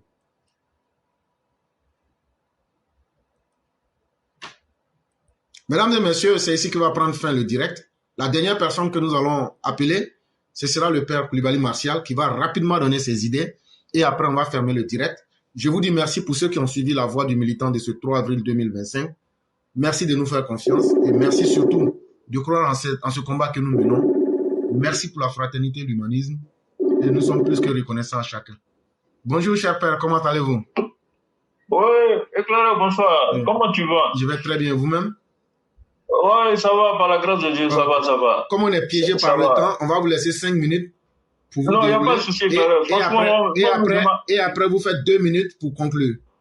D'accord, je ne m'attendais même pas à ce que même tu me prennes parce que j'ai pris le direct en retard, donc du coup, voilà. Ben, vraiment, merci pour l'honneur que tu me fais. Il n'y a pas de problème. Et je voudrais saluer tous les EPV très rapidement, tous ceux qui ont parlé avant moi, je leur dis merci pour leur contribution. Bon, en fait, je vais aller très vite, hein, comme tu l'as dit. Moi, j'aimerais rapidement revenir sur enfin, donner mon idée, ma conception, mon appréciation, je dirais, sur la marche, la soi-disant marche, en tout cas l'intervention des députés PDCI hier par rapport au procès de leur président, disons de fait, pour moi c'est pas un président de droit, de Tidjane Thiam, en tout cas le procès auquel il fait face à la jeune dame, l'Amazone, je l'appellerai comme ça pour la circonstance, l'Amazone qu'est Valérie Yapo, je lui tire mon chapeau, et c'est même symptomatique, c'est une dame qui porte les couilles au PDCI. C'est vraiment triste, quoi. Il y a beaucoup d'intellectuels au PDCI, mais il n'y a pas d'hommes au PDCI. Ils sont pas courageux, ils n'ont pas les couilles nécessaires, et ils sont derrière la dame parce que je suis convaincu que la majorité silencieuse est derrière elle. Elle est courageuse, je le reconnais, mais elle a forcément des gens qui sont au sein du parti qui sont derrière elle, mais qui n'ont pas les couilles de sortir la tête pour justement soutenir, pour même apporter leur contribution à ce qu'elle est en train d'entreprendre comme action. Bon, ceci dit, les députés PDCI ont trahi la Côte d'Ivoire. Ça, c'est ma première analyse. C'est une trahison. Quand on est député de la nation. Oui, on sait que c'est un parti politique que vous représentez au sein de l'Assemblée nationale. Mais sur le plan de la Constitution, vous êtes des députés de la nation. C'est vous qui votez les lois. Mais vous qui votez les lois, vous ne voulez pas que les magistrats qui ont pour rôle d'appliquer les lois appliquent les lois. Moi, je ne comprends pas la logique. Ces gens-là sont disqualifiés d'être des députés. Franchement, il faut désespérer des choses des députés PDCI et même des militants PDCI, de toute la direction du PDCI qui est complètement à la rue. Et c'est honteux pour la Côte d'Ivoire de voir des députés aller marcher sur un tribunal à l'occasion du jugement de leur président pour des faits qui tombent sous le coup de la loi. C'est incroyable. C'est incroyable. C'est-à-dire que quelqu'un transgresse la loi, on les traîne en justice. Vous qui votez les lois, vous marchez pour aller... Mais la Côte d'Ivoire, les députés PDCI marchent sur la tête. Je ne dirais pas la Côte d'Ivoire marche sur la tête, mais la démocratie, selon les lunettes des opposants, marche sur la tête. C'est vraiment triste. C'est triste. Mais c'est en même temps, ça nous démontre quoi? Premièrement, la forfaiture est la chose la mieux partagée au PDCI. Ah oui, la forfaiture est la chose la mieux partagée au PDCI. Un parti qui se dit démocratique, mais qui ne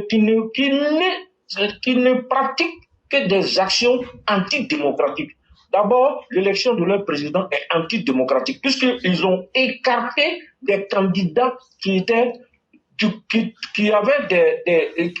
remplissaient les conditions d'éligibilité. Et ils ont admis la candidature d'un candidat qui ne remplissait pas les conditions d'éligibilité et ils ont fait de la forfaiture pour l'élire.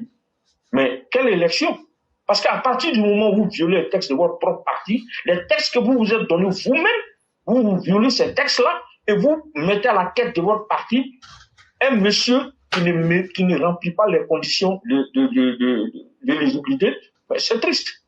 Donc c'est normal que ce procès-là ait lieu et ça doit servir de leçon. Il faudrait que le magistrat qui a le dossier prenne ses responsabilités devant l'histoire.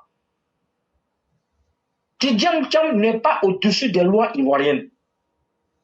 Il peut aller dire sur tous les toits qu'il demande l'indulgence du président de la République, mais Alassane Ouattara n'est pas là pour violer la Constitution et les lois de la Côte d'Ivoire. Ce n'est pas son travail. Son travail, c'est de développer notre pays et c'est ce qu'il est en train de faire. Et il le fait de fort belle manière. C'est même pour cette raison qu'on lui souhaite longue vie et bonne santé, en dépit de ses détracteurs et de ses ennemis qui souhaitent qu'il meure. C'est vrai, c'est un mortel, on le sait. Mais à son âge, c'est normal que de temps en temps, il aille faire, je ne dis pas que c'est pour ça qu'il était parti en France, mais c'est pour ça qu'il doit faire de temps en temps des checks. Un check de santé, c'est tout à fait normal.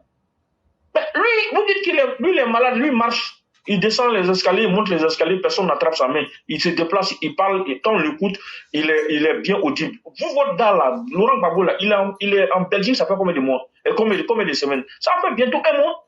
Parlez de ça aussi. Mais vous n'en parlez pas. Tout le temps en train de chercher à dénigrer et même à souhaiter le malheur aux autres. Mais vous oubliez que quand vous souhaitez le malheur à quelqu'un qui est béni par Dieu, ce malheur-là vous retourne au centuple. Parce que la personne a un bouclier divin. Alassane Ouattara a un bouclier divin. La Côte d'Ivoire a un bouclier divin. Donc nous souhaitons que ce pays-là soit protégé par Dieu Tout-Puissant. Au nom de la majorité des 80% de la population qui souhaite la paix pour la Côte d'Ivoire, que la Côte d'Ivoire soit protégée. Au nom des 80% ou des 85 ou 90% de la population qui souhaite longue vie et bonne santé à Alassane Ouattara, qu'Alassane Ouattara ait longue vie et bonne santé. Nous souhaitons que Dieu Tout-Puissant, au nom des 90% de la population ivoirienne qui souhaite la paix et la longévité à Alassane Ouattara, qu'Alassane Ouattara ait longue vie et bonne santé. Que les EPV aient longue vie et bonne santé. Longue vie et bonne santé à toute la Côte d'Ivoire. Que la Côte d'Ivoire soit protégée 24 heures sur 24 contre les ennemis de l'intérieur et contre les ennemis de l'extérieur. Que tout ce que l'ennemi va entreprendre contre la Côte d'Ivoire échoue 24 heures sur 24. Je le dis, chaque fois je parle de 24 heures sur 24, en réalité ça veut dire que en tout temps et en tout lieu et à toute heure, tous ceux qui vont entreprendre quoi que ce soit contre la Côte d'Ivoire, que ce soit un effet boomerang, que ça leur retourne au centuple, qu'ils soient anéantis par la puissance divine, par l'armée céleste qui protège la Côte d'Ivoire, que l'armée céleste abatte son feu divin sur ces individus et les grille et les détruit à jamais. Éclaireur, je m'arrête là. Je vous souhaite bonne soirée à tout le monde. À demain, Inch'Allah. Merci beaucoup, cher René. Merci infiniment de toutes ces prières et de ces belles analyses que vous nous avez données encore. C'est nous qui vous disons merci. Continuons de toujours frapper là où il faut pour conscientiser et essayer de permettre aux uns aux autres de comprendre. Vraiment, merci infiniment. Excellente soirée à vous-même, ainsi qu'à toute la famille et à tous ceux qui nous ont suivis en ce jour. Merci beaucoup. Merci beaucoup, Éclaireur. Je vous en prie.